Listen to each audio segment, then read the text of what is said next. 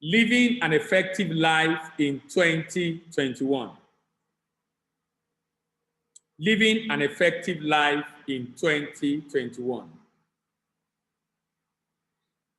Let me remind you that we have not lived before. We have not lived before.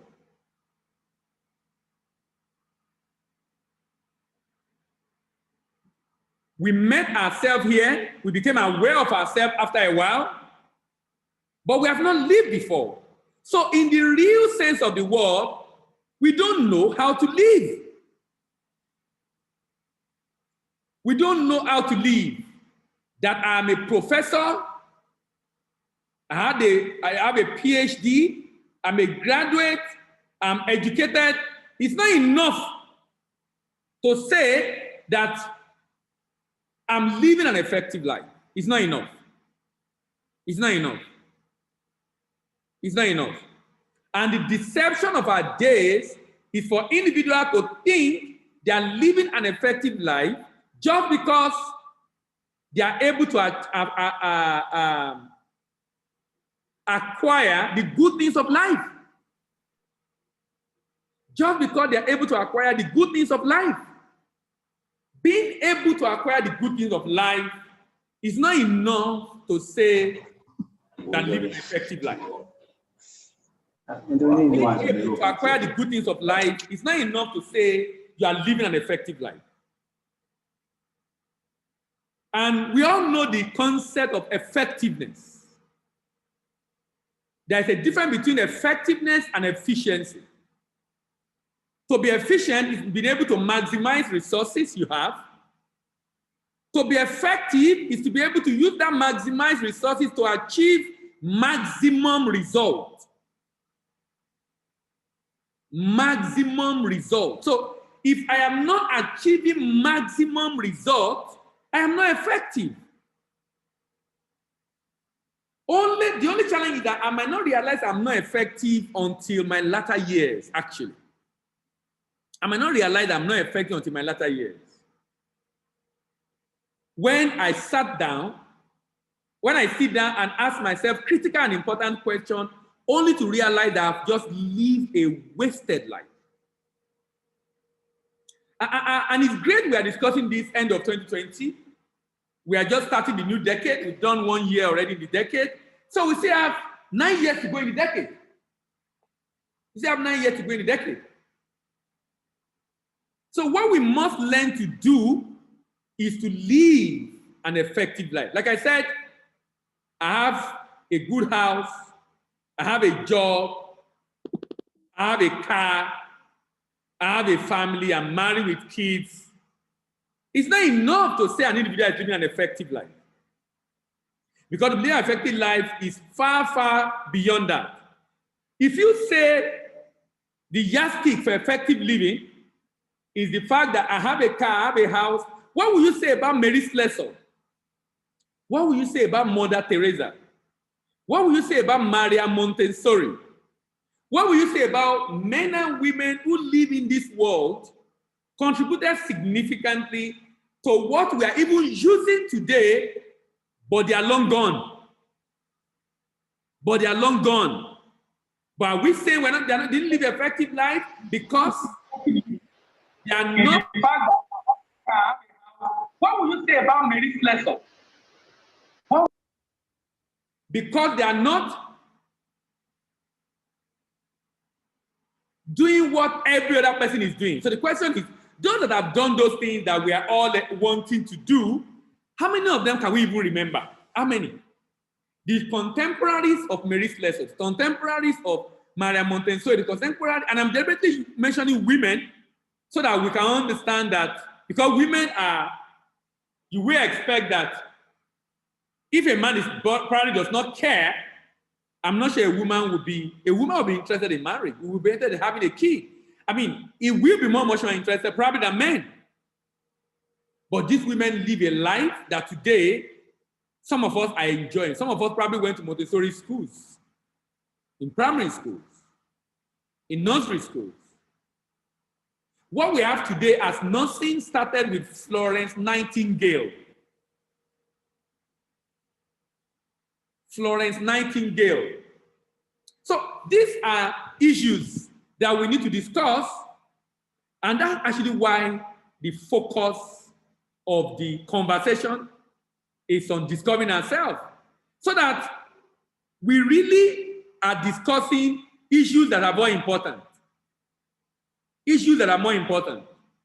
It appears like many people are living in this life, but that's an illusion. Many are not living. Many are only existing. Many are only existing, not living. Not living. So what is an effective life, and how do we live effectively? It is important for us to know that it's been estimated maybe about 5 to 10% of people in the world on earth are actually living an effective life. 90 to 95% of people in our world are only trying to make a living, struggling for survival, but not living an effective life. Only trying to make a living, struggling for survival, but not living an effective life.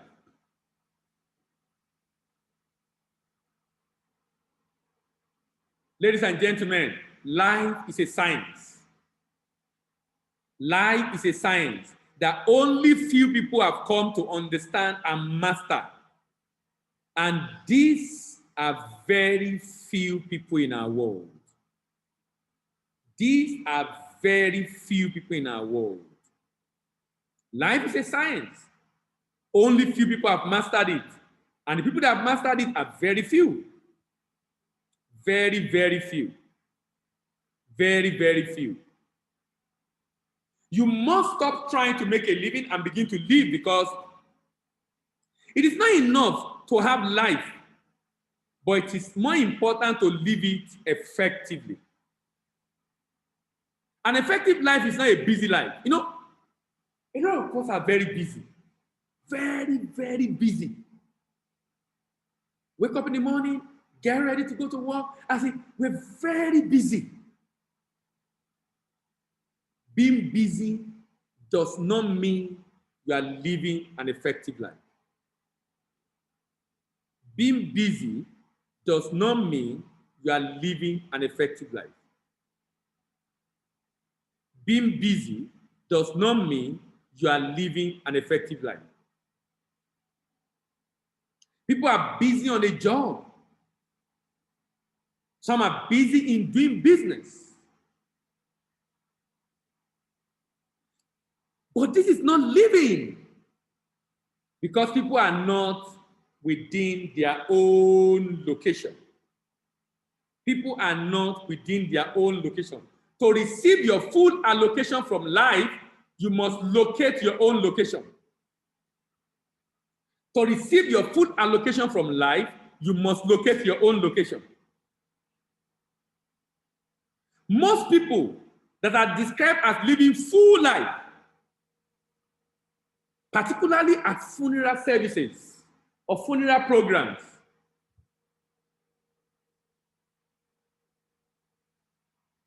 are described as such because they have attained the peak of their career. They have attained the peak of their career. They have wives and children. They have attained the peak of their career.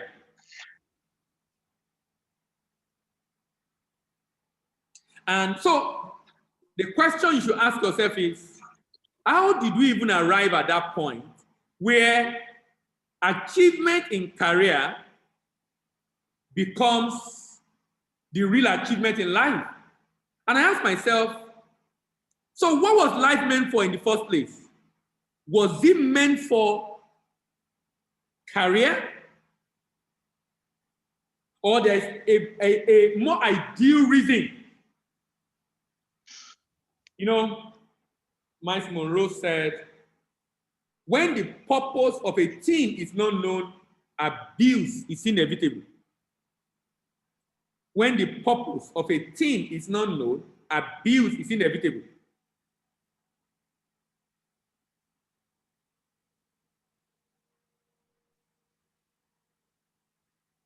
It's like running the rat race and winning championship in the rat race.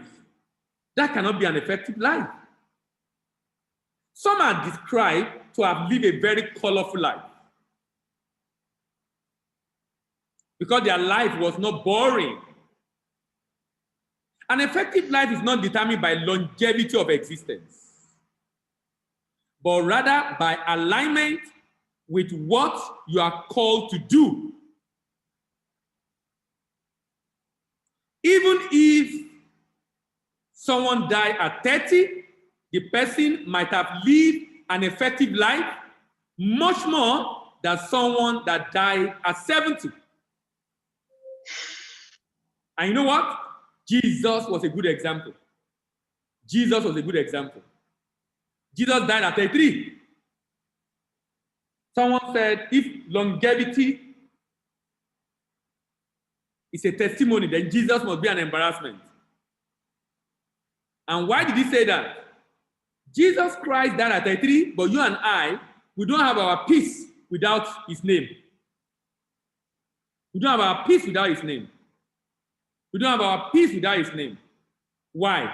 Because the credibility of existence is superior to longevity of existence. The credibility of existence is superior to longevity of existence. The credibility of existence is superior to longevity of existence. So you cannot measure a life based on the fact that someone lived long.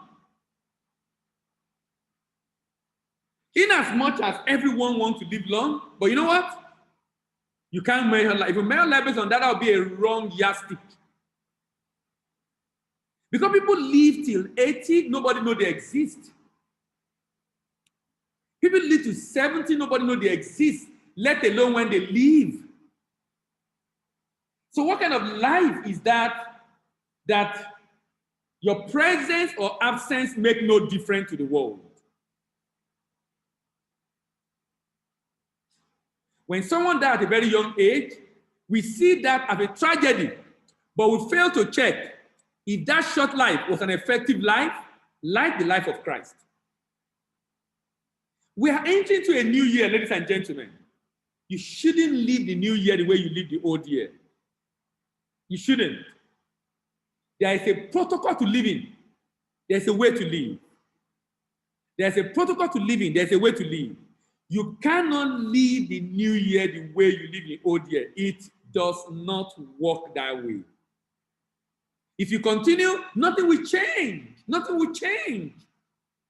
What we must not do is to get to our latter years and regret that had I known. Because you just realize that all that you have lived for really, like Solomon said, he said vanity upon vanity.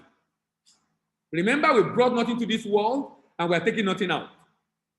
So if that's the case, so why is it that thing we didn't bring in and we're not taking out, we spend our life running after it? In as much as we need them for survival, but they should not define the way we live. They should not define the way we live. You and I know that even though Jesus lived for 33 years, we can't have our peace without his name. Why don't you think that living long means, why do people think that living long means living effectively? You know why? That is what the society have installed in us. You know, a number of your worldview is not your worldview. A number of your worldview is what the society installed in us. It's what the society installed in us. It's what the society installed in us. You know, we did this advert, and of course, many people saw it. Now we have about 14 people online. We have more people online than on ground. I mean, of course, online is easier and more convenient. But what I'm trying to say is that there are people who really need what we're discussing and are aware of this, and probably even willing to be here. But guess what? They are unable to make it. Why? There are other things taking that time. There are other things taking that time. There are other things. You know, when you live as human beings and you don't have control over your time, and you live from the age of 25 when you finish school till 75 or till 60, you don't have control over your time. You don't have control in the sense that you can't decide what you want to do. Someone else has to tell you what you need to do, otherwise called a job. That's not the way to live. We should put job in context of what job should help us acquire on our journey in life. What decides the effectiveness of your life is the ability to convert every hour of your day to added value in yourself. Being able to convert, have control over your time, and use your time to build yourself or to add value to others. To live an effective life, you must detach yourself from the stereotype of the world. You must detach yourself from the stereotype of the world. And that means you must jettison the narrative you have been told about the essence of life. In some culture, it is believed that you live an effective life when you are married and you have at least a son. And then you have a house and you live comfortably. In some cultures, that is the definition of an effective life.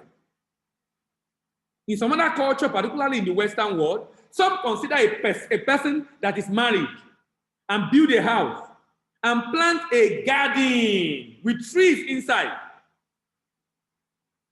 as living an effective life. To live an effective life in Africa, you need to be married, you need to get a car, get a house, have kids, and retire at the top of your career. Many people consider an individual that is doing well, but does not have kids, as not living an effective life because there is no child. Because there's no child. Because there's no child. And that becomes a major issue in our society. And then the person begins to become sad. And why is he sad? Because he doesn't have a child, or because he's not married. And then you begin to ask yourself, you know, when we don't define what life should be about, sincerely, someone is going to tell you the way you should live. Someone is going to dictate for you the way you should live. Someone is going to tell you that, look, you're not living right. And it's his own definition. It's his own definition. Because at the end of the day, you should ask yourself, what has this life you have contribute to humanity? Like I've often said in this program in the past, always ask yourself this question. If everybody that came into this world is living exactly the way I am living, what a wonderful world we will have. Do you think the world will be a better place? If everybody in this world is living the way you are living, will you be able to connect with us today, the 15 of you, via Zoom? You won't be able to connect. You know why? You won't be able to connect because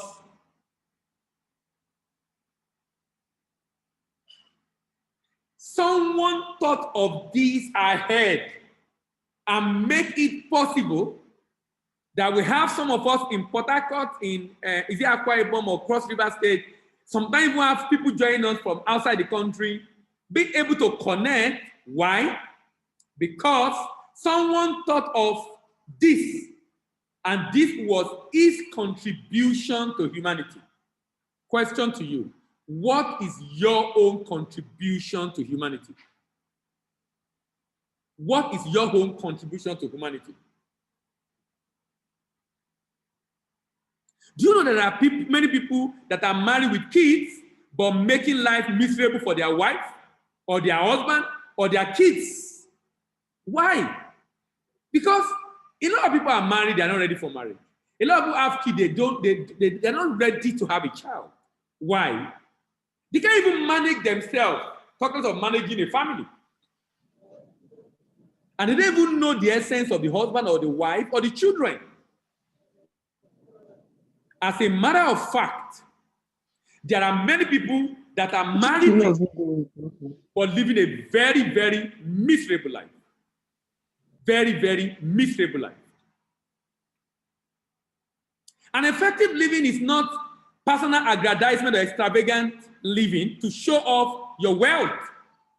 In many cultures, living a life of affluence with personal aggrandizement is a sign of effective life, particularly in Nigeria, that you're able to show off. Oh, wow, wow, wow. That's what we want. In fact, the reason why some people will do everything to make money is to show their village people that they have arrived. What a reason to have wealth. What a reason. What a reason to have wealth. To show the village people that he has arrived. That is why he wants to do everything to make money. And he doesn't mind killing, maiming, defrauding to make that happen.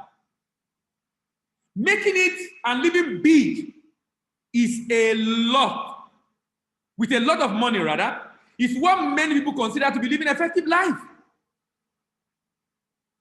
An effective life is not the life of fame, because there are many famous people who died committing suicide. You find a number of them in Hollywood. Music stars, movie stars, living a miserable life. You know why they're living a miserable life?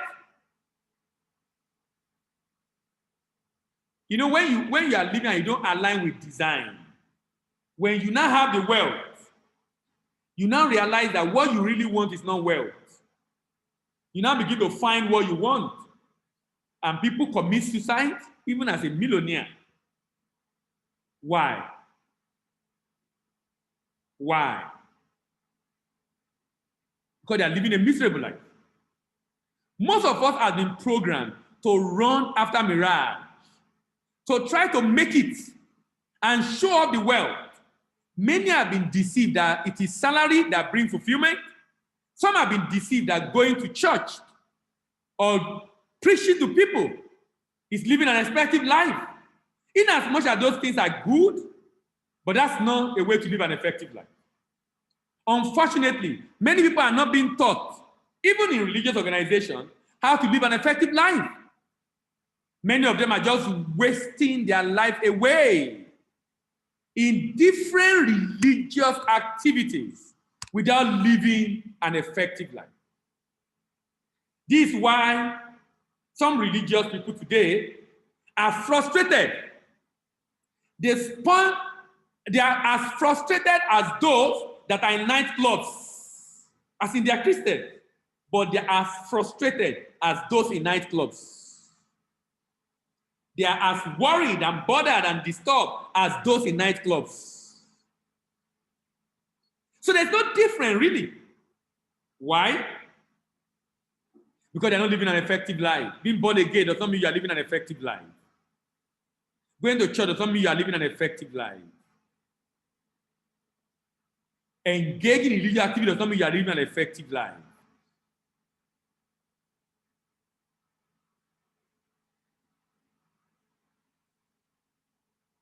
Christ himself said we should serve him by meeting the need of those who are least in the kingdom. Those who are least in the kingdom. Least. Least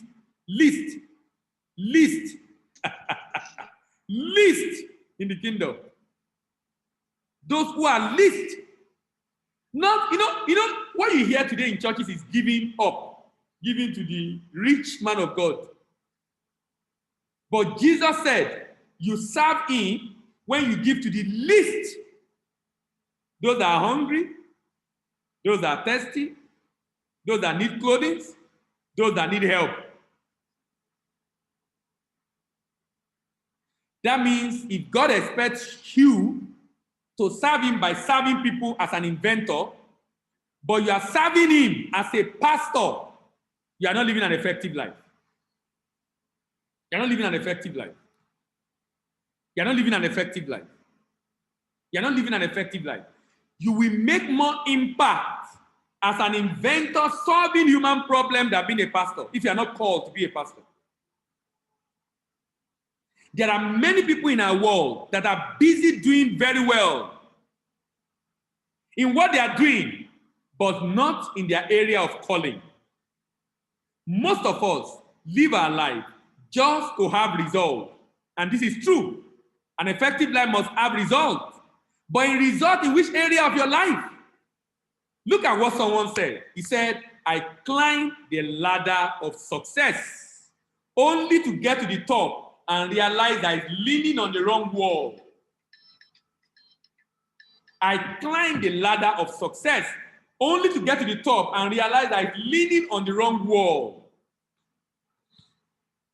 It's leaning on the wrong wall. You don't want to find yourself doing that. Everybody has their own area of calling. Do you know that God custom-made you and packaged you, specially from heaven, to solve a problem on the earth? Moses was custom-made to solve the problem of moving Israelites from slavery into the wilderness, not into the promised land, into the wilderness. Because all the instruction God gave him, he didn't tell him he was going to take them to the promised land. Take them to the wilderness so that they can serve me. Take them to the wilderness so they can serve me. Then again, Joshua was custom-made to take them into the promised land. Joseph was custom-made to preserve that posterity. Do you know when you know what you are custom-made for, living life becomes very meaningful. You begin to live intentionally. Everything you do is intentional. Everything you do is deliberate. Everything, you're not doing things because you just have to do it. You're doing it because it adds up somewhere along the line to what your life is all about. Nehemiah was custom made to build the wall of Jerusalem.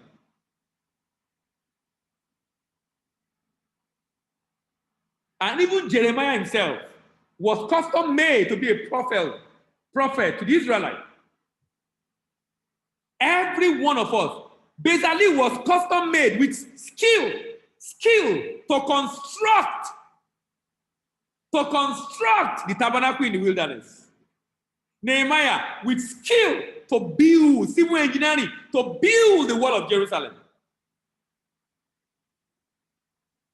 All of us are custom made to solve a problem. That's why we have unique fingerprint, unique DNA. Very unique. Why? It is very unique because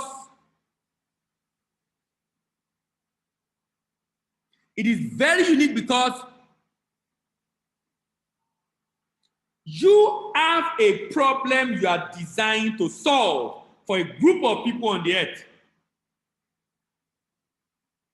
There are so many people in our world today that are very busy, doing very well, but in real sense, they are busy doing nothing. Everybody have their own area of calling. So God sent you here for an assignment. He sent you here for a purpose. He sent you here for a reason. He sent you here for a season. That's why we will not be here forever. We will not be here forever.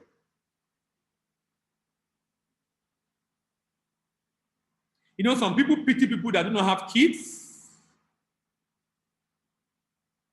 but they are fulfilling destiny. But we know that no one remembers people for the children they born, or for the husband they have, or for the wife they have. People only remember you for the contribution you made to humanity. I've mentioned them before, from Mary Slessor to Mother Teresa to Florence Nightingale to Maria Montessori. There's another man in the US, it's called George Washington Carver. I've mentioned him before, you can check him out. Albert Einstein and so many other people that have done great in our world, and even contemporary times. No one remembered their family member because most of them never married. These people I've mentioned, they didn't have kids. but they have values that they have contributed to the world. Today, we are still mentioning their names. Mother Teresa was the woman of the century, last century, by Times Magazine, woman of the century. Why? Because of her contribution to humanity. These people were remembered for the effectiveness of their lives, while those that live in their times with wife and children, with houses and cars, with property, are not remembered at all. Some are even immortalized with so many monuments to their name. So they live forever. The effectiveness of your life is seen in whether you have lived life with the script that God wrote for you before you were formed in the belly, or whether you live for yourself, to pay bills. Whether you live for yourself, to pay bills. You know, I was with a friend yesterday. He lives in America. He has one of the top jobs in America.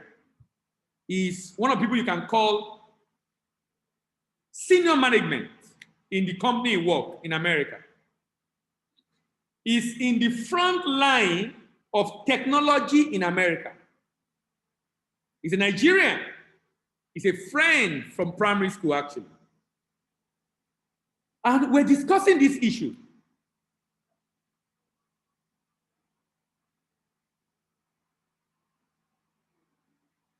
About the way people, you know, a lot of people travel out. People are just paying bills. As in, he was talking about the fact that the way the system is designed for you to pay bills. As in, you earn the money.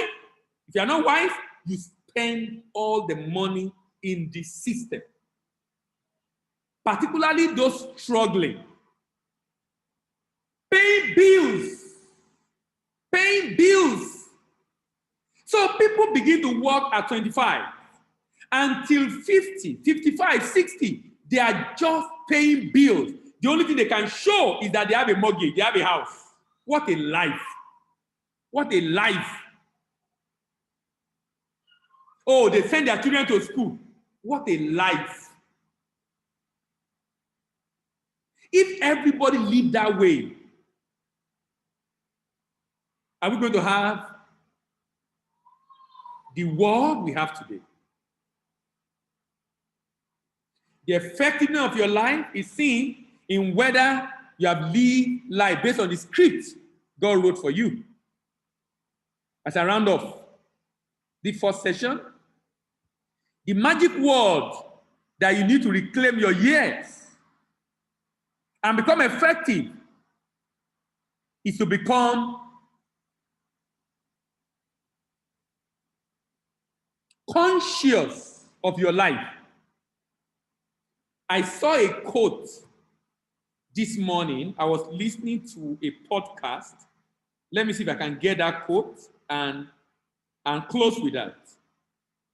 That quote said, he was talking about discipline, self-discipline.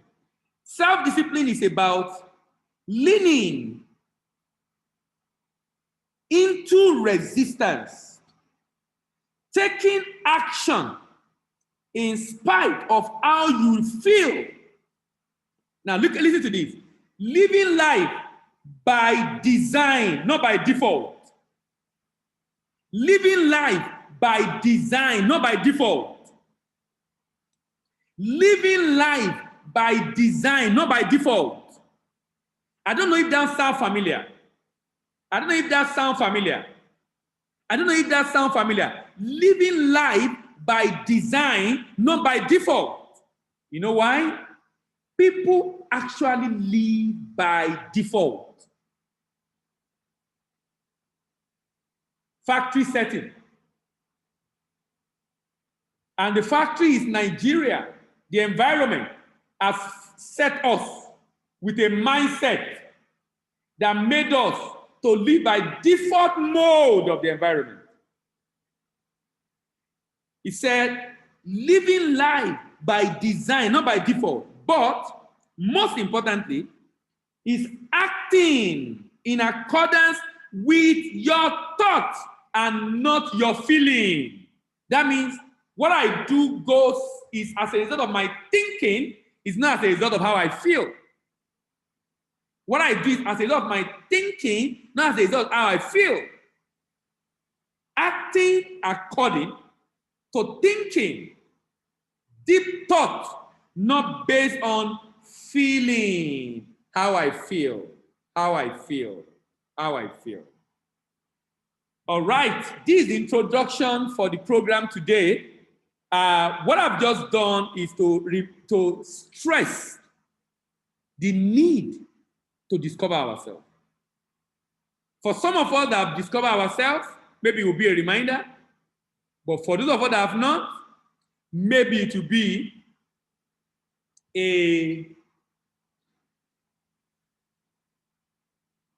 an Inventia. Inventia actually means found in Latin, found. Maybe it will be an Inventia. My desire is that it will be an Inventia for you.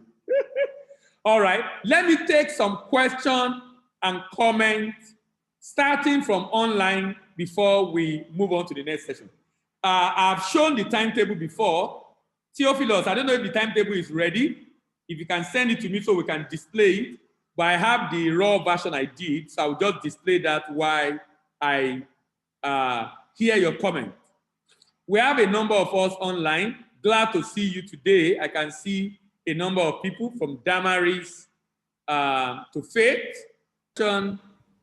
Was about definition of success. You know, the first thing first for us as human beings here on the earth, we didn't send ourselves here.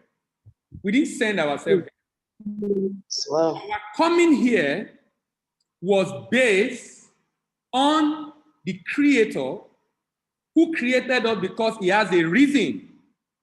So it's like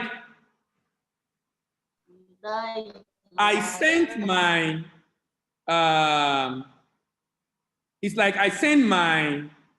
I sent someone to the market and I told him, go to the market and help me buy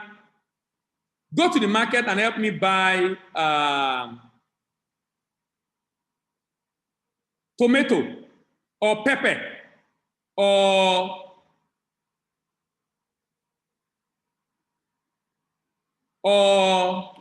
for example, maybe rice. I sent him on an errand.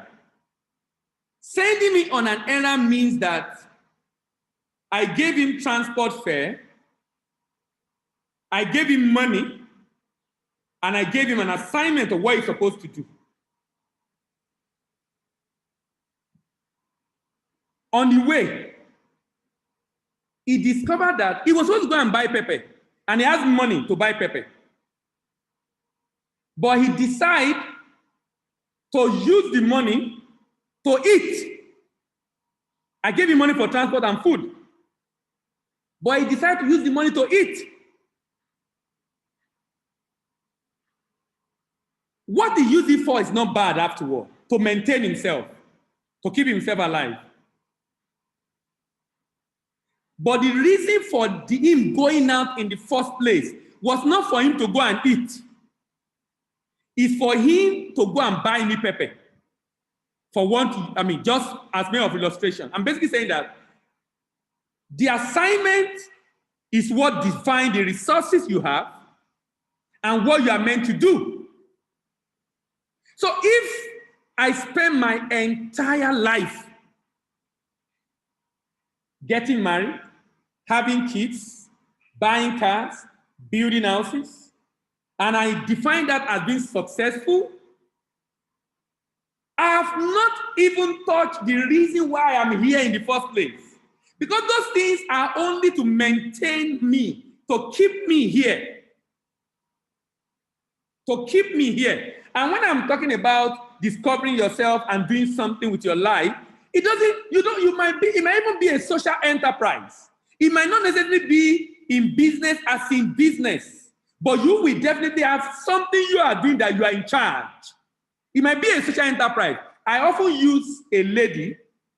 This lady was my colleague in Unilag. He studied computer science. Today, do you know what she does? She has an NGO called Street to School.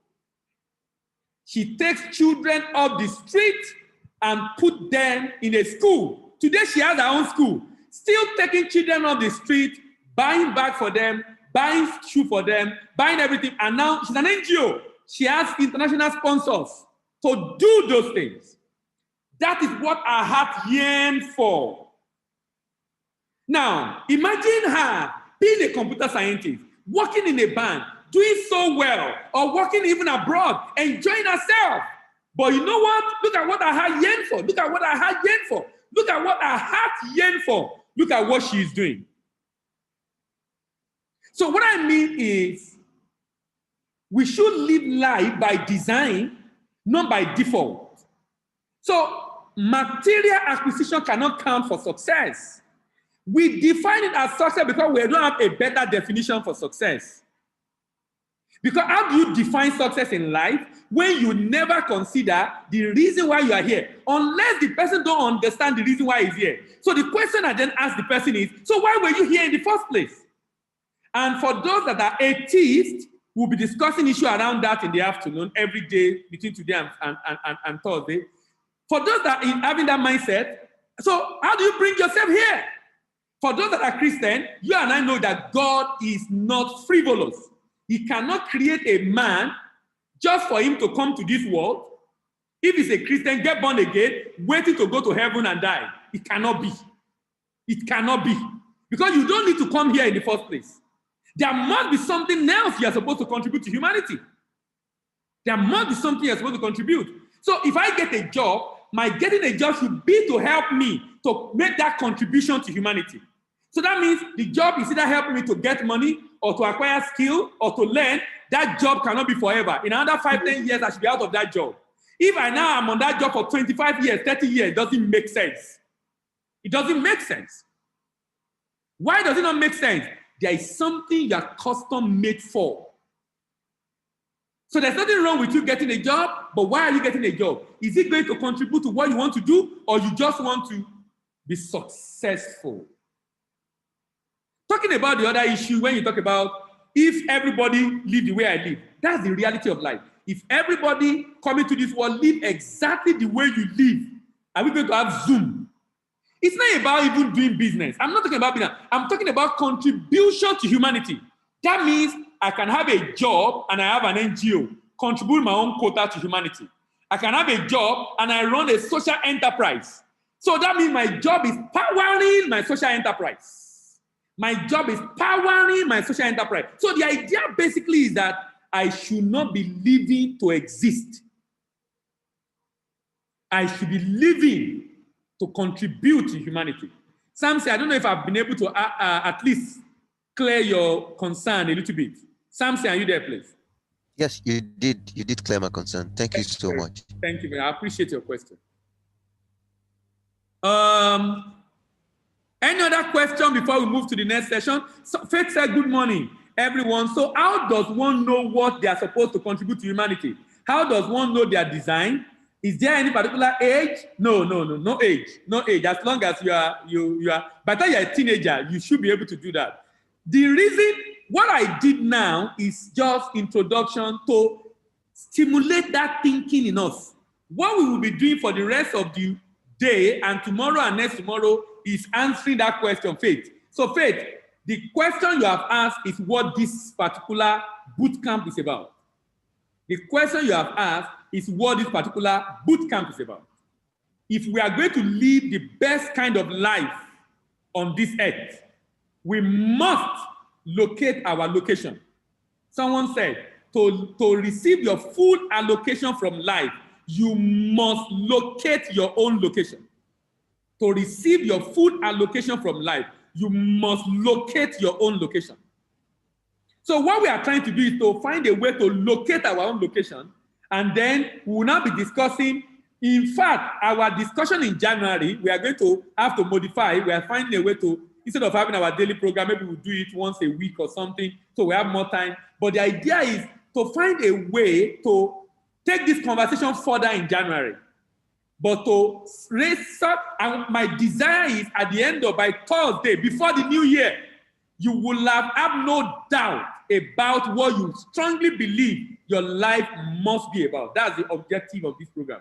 That you have no doubt. That's the objective. And I'm hoping and believing God that we'll be able to achieve that. James, go ahead with your question. I can see your hand. Okay, good morning, everyone on the platform. Yeah, good morning, sir, once again. Yeah, my question is, the point you talk about life is a science that only few people have mastered it.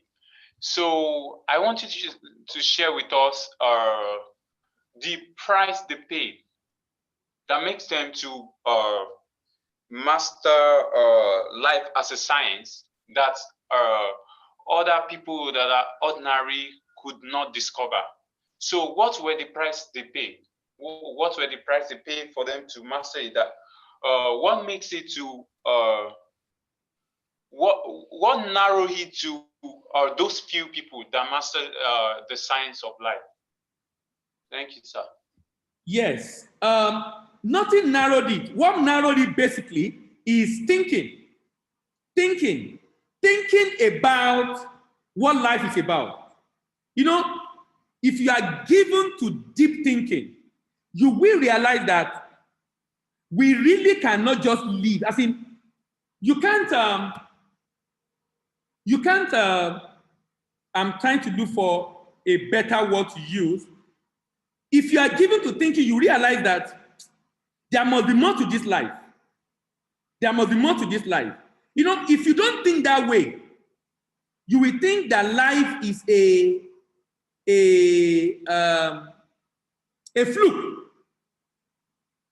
You will think that life is a fluke. And I tell you, that's the way some people see life. They see life as a fluke. And because they see life as a fluke, what that then do is that it makes it difficult for them. For example, those of us that are Christian are guilty of this. We are guilty of the way we see life. We leave everything in the hand of God to do for us. Whereas God is expecting us to use our brain and our mind to do what we need to do. We leave everything in his hand. But he's expecting us to do because he gave us a mind. So let me show you something. I'm showing something on the screen now. For those of us here, okay, maybe I should drop this also on the WhatsApp group. It will help those of us that are on ground here so you can see what I'm trying to share. I'm sharing something now to answer James' question. This is a research work from Japan. It's called The Reason for Being, Ikigai. The reason for being. The reason for being. What is this chart trying to explain to us? This chart is trying to explain something to us. Now, these are people who have been able to study what life is about. They sat down, think, and were able to arrive based on research what they believe God life is about. And do you know the interesting thing about their conclusion? Their conclusion reasonably align with the scriptures, with the Bible. Their conclusion align. That's interesting for me. Discover that in life, there is what we love. There is what the world needs. Let me be checking time. There is what the world needs. There is what you can be paid for. And there is what you are good at. And they come out with this as a conclusion. What the world needs plus what you love is a mission. What the world needs plus what you love is a mission. What the world needs plus what you can be paid for is a vocation. What the world needs plus what you can be paid for is a vocation. What you can be paid for plus what you are good at is a profession. What you can be paid for plus what you are good at is a profession. What you are good at plus what you love is a passion. What you are good at plus what you love is a passion. Now, then they said, passion plus mission minus profession and vocation equals to delight and fullness, but no wealth. Delight. I'm so delighted in what I do. I love what I do. The world enjoy what I do. I contribute to the world, but I'm hungry. No wealth. Then, mission plus vocation minus passion and profession equal to excitement and complacency, but sense of uncertainty. But sense of uncertainty. But sense of uncertainty. Then, vocation plus profession minus passion and mission equal to comfort, but feeling of emptiness. Many people are in this. They have vocation, they have profession, they are making so much money, but the life is full of emptiness. Emptiness. They are frustrated. They are not happy, but they are comfortable. They've got to that level, they realize that money cannot buy you joy. It can make you happy for the moment, but it can't buy you joy. It can't buy you fulfillment and satisfaction. You can buy that, and these people, you know, when you buy something new, there's an excitement that comes with it. So they keep buying and buying and buying to feed that excitement, because the excitement soon went out. So they buy a new car, after 2 weeks, 3 weeks, it went out, they buy another new car. They just keep buying because the money is there, but they don't have what to do with it. There is no sense of mission. There is no sense of mission. Then, passion plus profession minus mission and vocation equal to satisfaction, but feeling of uselessness. Wow. Feeling of uselessness. You just feel useless. You have a profession, you are passionate about what you do, but there's no contribution to humanity. No contribution to humanity. It's a sense of uselessness. Uselessness.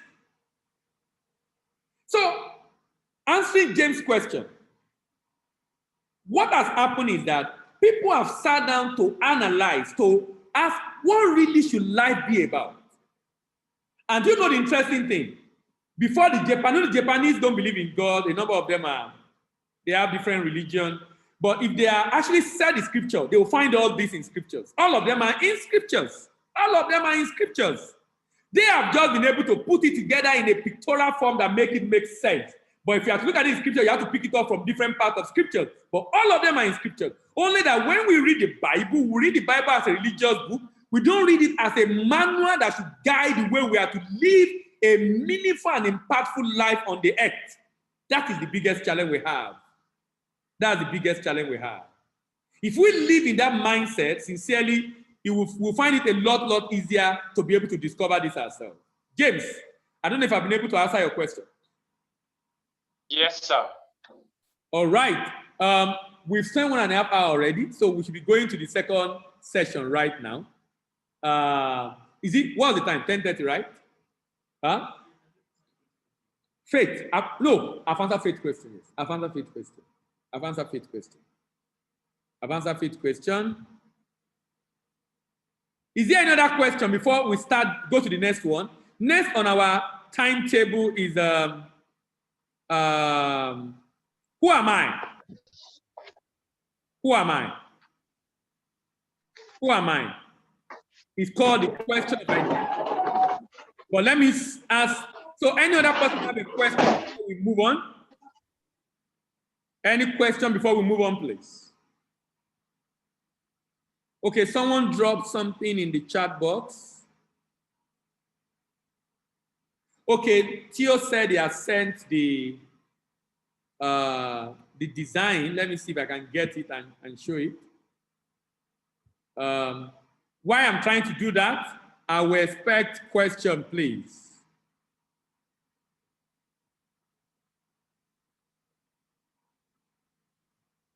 Please feel free to ask questions. You know, one of the important things in this conversation is all about asking questions.